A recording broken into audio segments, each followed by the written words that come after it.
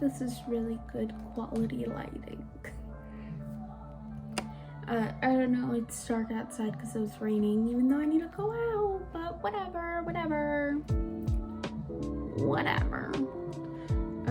I mean, this video is gonna come out August 6th,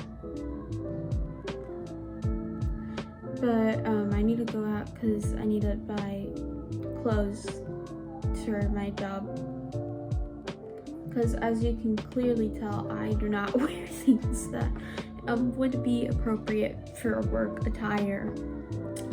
But anyways, welcome back to my channel. If you are new here, please like, comment, share, and subscribe. I would appreciate it because it would make my life so much easier, honestly. Plus, you know, you get a little bit of bragging rights, you know? You get to be like, oh, I was here before you blew up. I'm just saying. But anyways, it says in my notes that this was going to be my most controversial video. No, I think next week's video is my most controversial. Mostly because I'm speaking on controversial topics, aka human rights that we have politicized to the point that we do not consider the humans involved. Yeah, that type of controversial. I guess this one also falls into that type of controversial one because we're talking about the federal minimum wage. Spoiler alert, I want to raise it, but much more than just $15 an hour. But we're gonna get into that though. We are going to get into that though.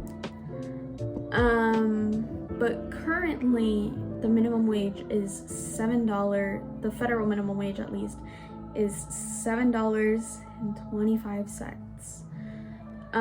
I live in Florida, which our minimum wage, I believe, is $8.75 or 65 cents. That's our current minimum wage, and we voted to raise the minimum wage to $15 an hour, slowly but surely, because fuck the people involved, I guess. But anyways, let's get a bit into the history of minimum wage, right? So the federal minimum wage was created by Franklin Delano Roosevelt. Personally, one of the presidents I like a bit more than the rest. You know what I mean? He does commit more crimes. Whatever. Well, I don't think he committed war crimes, but you know. Anyways, so the federal minimum wage was created by Franklin Delano Roosevelt, aka FDR, in the Federal Labor Standards Act of 1938. He tried really hard to pass this bill because, hold on, my dog needs to annoy me because it just wouldn't be a day if she didn't annoy me. But anyways, Roosevelt tried really hard to pass this bill in Congress, but the Republicans in there didn't want him to.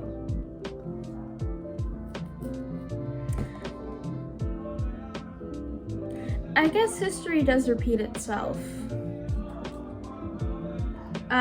They didn't want to push it because they basically said it was unconstitutional.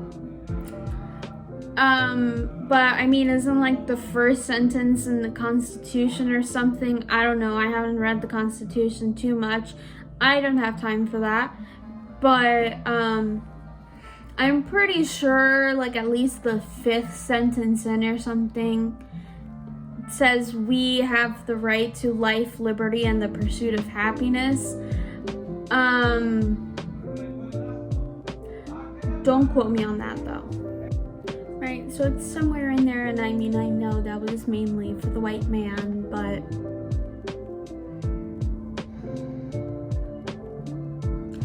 I like to apply it to everyone, you know. And raising the federal minimum wage to a livable wage, which we will get into in just a second, means that people will have the right to lead their lives comfortably. It's a part of the Constitution.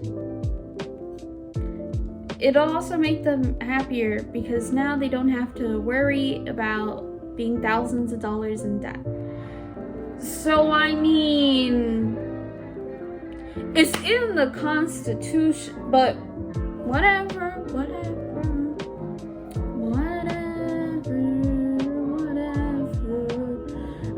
FDR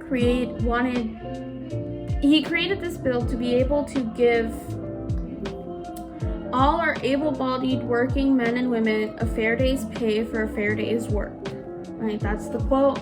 I found it on the Department of Labor's page. So,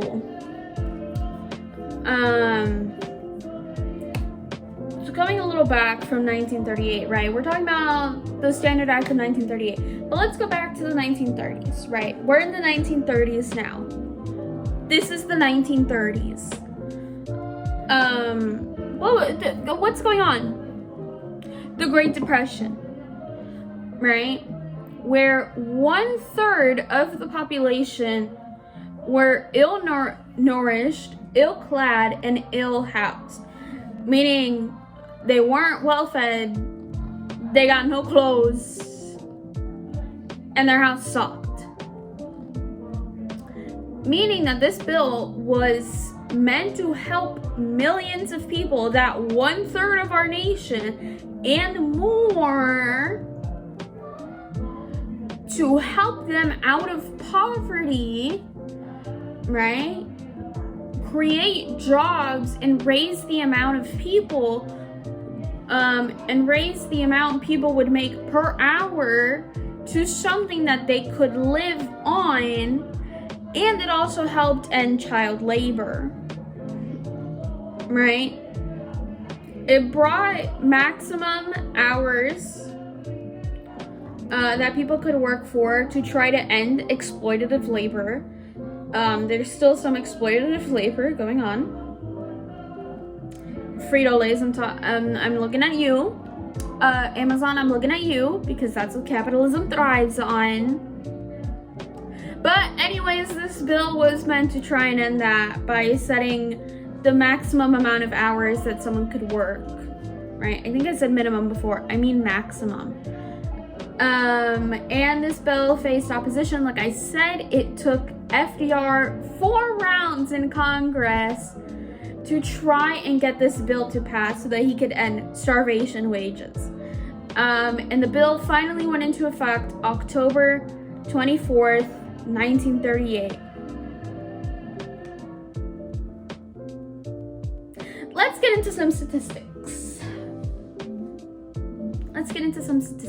Guys. My hair is so curly. Okay, whatever. Let's move this conversation. Okay, now we're not in the 1930s anymore. Now we're not in the 1930s. We're gonna go to 2009. We're gonna go to 2009 to 2019, aka a very normal time period. I'm just kidding. There were killer clowns in 2016. What nonsense am I talking about? Well, pre-pandemic times, right? The current federal minimum wage was established in 2009 during the Obama administration, and it was $7.25. And like I told you guys in my LPS Popular video, I did have a child at one point, and since I was a youngin', I've been hearing people on raise the federal minimum wage to $15 an hour. The earliest I can recall these conversations is 5th grade. I was in 5th grade from 2013 to 2014. So that's like what? 7 to 8 years that we've been having the same discussion, almost a decade that we've been having the same discussion of raising this stupid federal minimum wage to $15 an hour.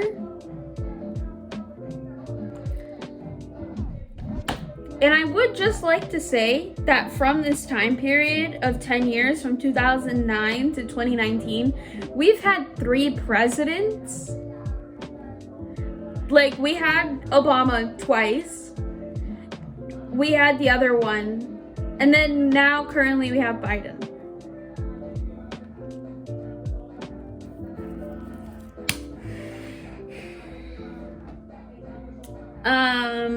But since we're now in Obama the remix, right, and we're having these conversations of possibly raising the federal minimum wage to $15 an hour, I want to talk about it because I feel like it's important to talk about, because I think people deserve to lead their lives comfortably. I'm not saying that we need to all become millionaires overnight. That's not what I'm saying. What I'm saying is that we don't need to have children starving and dying in our country, people without homes in our country, people who are dying because they can't afford health care in our country. What I'm saying is that we need to give people some sort of a comfortable living, seeing that we have the means to do that. In short, economists now in 2021 have stated that they believe that the federal minimum wage should be raised to $24 an hour. And I'm going to give you guys about like a minute to leave your hate comments down below about how we shouldn't raise the federal minimum wage and that I'm just a little socialist, commie, Marxist ass licker. I'm gonna let you guys have that time to, like, you know, type me up an essay on how I'm just a socialist little commie bitch. So that you guys can be the ass lickers to the system that is willing to exploit you and give you pennies for it.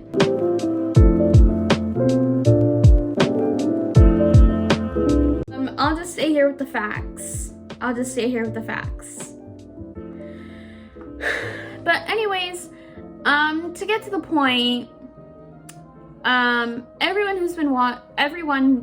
who's watching this right now was alive during 2009 and has been alive since 2009.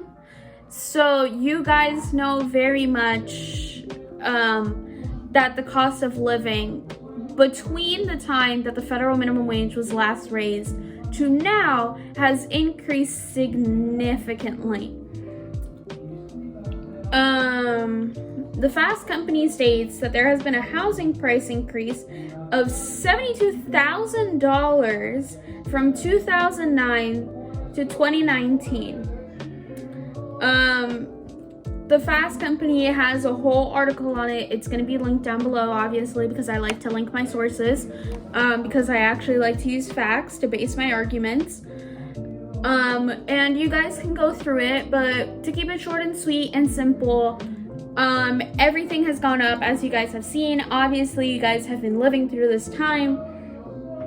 Movie tickets from 2009 used to range between like $7.50, and now they're $9. Tuition has increased, transportation, whatever you want to throw at me, it's increased since 2009. And remember, this is from 2019. This article is from 2019. And like the year after that, we had a whole economic meltdown because of the pandemic. So anyways, let's come back now to the next decade, right? Let's come back to the next decade. Now we're in 2020 land. I'm so sorry. Millions of people, as we know, lost their jobs due to the pandemic, meaning that they couldn't afford anything for survival. It's 2021 now, right? Things are opening back up. Companies are hiring once more for underpaid, excruciating labor. And we now have vaccines to try and slow the spread, even though people aren't getting vaccinated and we're getting new variants like every week. Every week we get a new COVID remix. Did we need this? No, so get vaccinated, please, if you can. And during this time, right, I would like to point you to a specific time in 2021 where we all saw the signs outside of social medias. The signs on social medias outside of stores, where big corporations were saying that they didn't have any staff, so they were closing down. And I want you, I don't want to recruit you for the army, but I want you to like close your eyes, cover your eyes, so that you can picture this in your mind way better, right? Okay, I want you ojos cerrados, right? Like this was caso cerrado, boom. So you can imagine this scenario in your head. All right, are you ready? 3, 2, 1, I don't care. If you could afford more off of unemployment, would you? And I think everyone in the crowd was like, yes, if I could get like 3 more pennies by staying at home, not having to deal with any Karens, not having to lift any boxes, not having to be outside in the sun the whole day, I would 1000% would. And that's like 110,000% why these big corporations don't have many employees as they once used to. Because of the pandemic, everyone was unemployed, so everyone was getting their little unemployment checks, and they made like 5 pennies more just sitting at home, not having to deal with anything or anyone, or having to be like, what's it called? I completely forgot. But you get my point. You don't have to be overworked, you don't have to be underpaid. You get to just sit at home, maybe spend some more time with your pets, with your loved ones, with your partner, with your children, with whoever and whatever you could. You got to spend more time doing anything and everything that you wanted to do, and you didn't even have, and you got money for it still. Like, it makes perfect sense why these big companies don't have the employees that they used to anymore, because if they paid a little more, maybe they could. And I mean, we are seeing the late stages of our beautiful, beautiful government type capitalism, because I will blame capitalism on anything and everything that I can. Yeah, I'll blame socialism for that. So I'm gonna scapegoat with capitalism. But when I say it, it actually makes sense because I know what I'm talking about. But we are seeing the late stages of capitalism where rich people are just getting increasingly richer. Jeff Bezos makes like $2,000 a second. Meanwhile, poor people are just getting poorer, where his Amazon workers make $15 an hour and have to pee in bottles.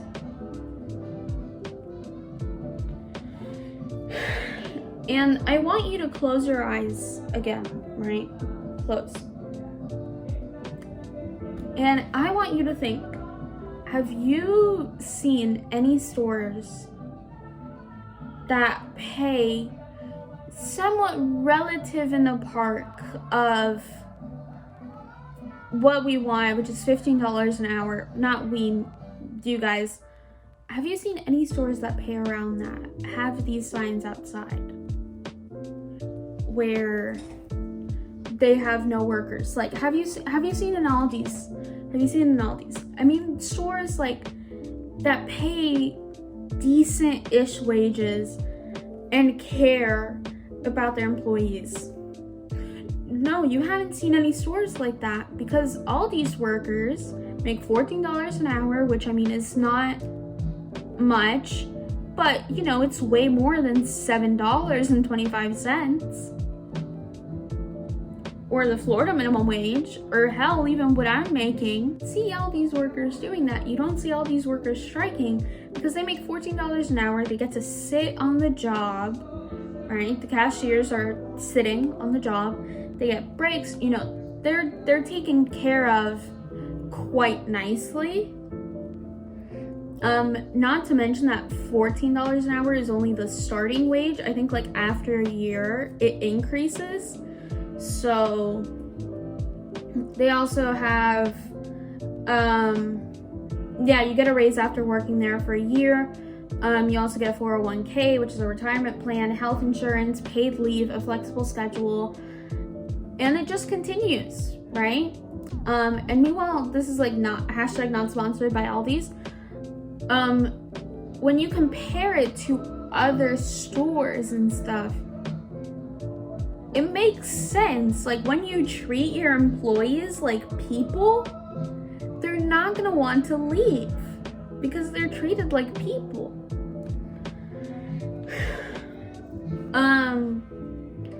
And I would like to compare this now to McDonald's because McDonald's was one of the companies that was understaffed, right? McDonald's, I forgot how much their pay was, but I think it was the federal minimum wage regardless. And I was passing by one the other day, right? And I see that they have this big sign outside that says $11 an hour, right? Starting wage, $11 an hour, plus $500 when you are hired, a hiring bonus, right? And I want to add this in here because it just proves the point that these big corporations can pay their workers much more, and they don't have to raise how much things cost, because I don't think McDonald's has raised the price over anything, because if not, everyone would be outraged. Their prices haven't gone up, but yet their salary has. And I mean, $11 an hour is just 2 more pennies, basically. But I think it goes to show the point that big corporations can, in fact, take care of their employees. They just decide not to because of, greed. So I know you're sitting there wondering, well, not wondering because I already gave you the spoiler.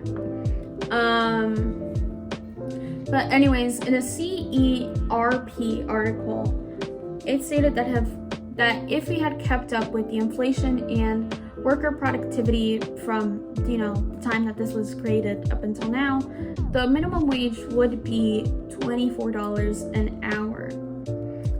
This article was written in 2020, January 2020, and it shows that if we kept up with inflation, people would still be able to afford everything that I had mentioned before, because, inflation, cost of living. Anyways, let's get into the modern day pushback for this. In the Acorns article I have below, their main argument is that we cannot measure productivity. However, as the CERP article states, and I will back up, it is pretty easy to measure worker productivity when you take into account that more items have been produced now than even in 2009, and the population has increased since. And we need to compensate for that. So, is it really that we just can't measure worker productivity, or that we devalue the work that employees put in? Another point brought up by the CERP article is that we really do devalue how much these employees go through on a day-to-day basis. For example, Chick-fil-A, that's only like $9 an hour, and most of their workers are standing outside in the hot sun taking orders. And they're like, whatever. No, like, would you like to stand in the hot sun for $9 an hour for 8 hours? Or like 6 hours or something? Or 5? No one wants to stand in the hot ass sun for that long. I mean, I don't even know if they get breaks, probably, but still, no one wants to stand in the hot ass sun for that. And people are like, oh, the Chick-fil-A or McDonald's. Oh, you guys are just burger flippers. But then in 2020, they became essential employees. Also, if we don't even have those burger flippers, you wouldn't have a fucking the Mc whatever. Like, editing just here. I would also like to mention that people who work in these type of jobs, like service jobs, like food service, retail, whatever, they have to deal with constant harassment day in and day out from other people, other humans, typically people who are much older than them.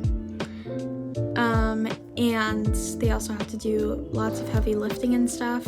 So there's a lot that goes into burger flippers.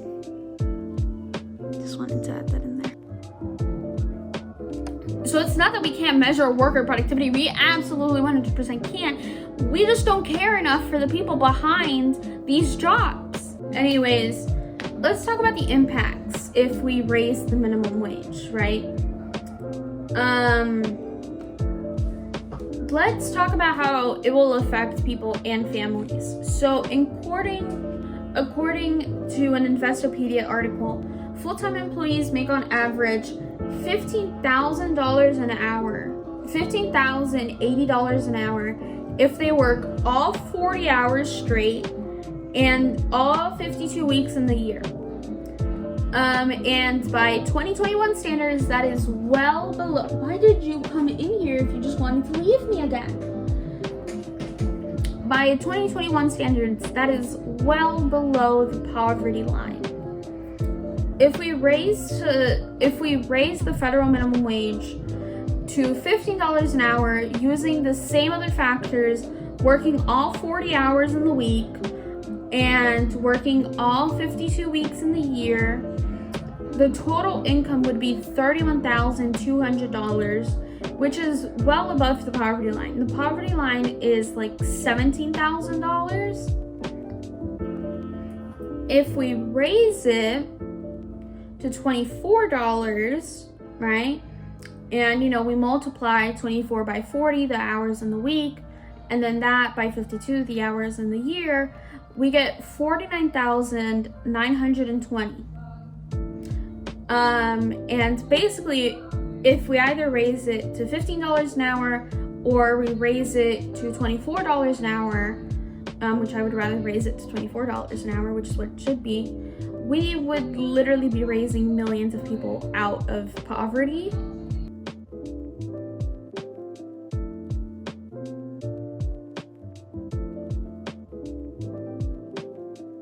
And before I end the video, I would like to mention how the CERP article states that while in states raising the minimum wage did not affect like the actual state, it can affect like the federal government.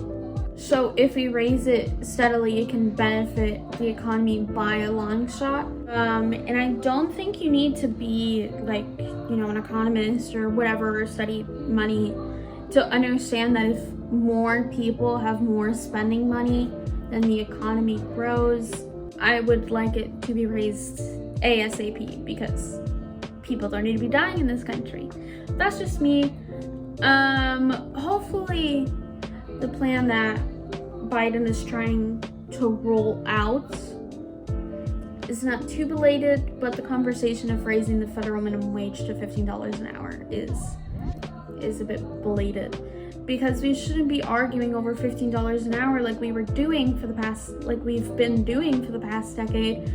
We should be arguing for $24 an hour, $30 an hour, however many more, $24 and above an hour, right? And before I conclude this video, one last thing is that we need to really stop shitting on FDR's legacy, because he had some really good ideas, and we need to shit more on Ronald Reagan's legacy. Okay, bye. Everyone's lining up to see her. There must be something about her features.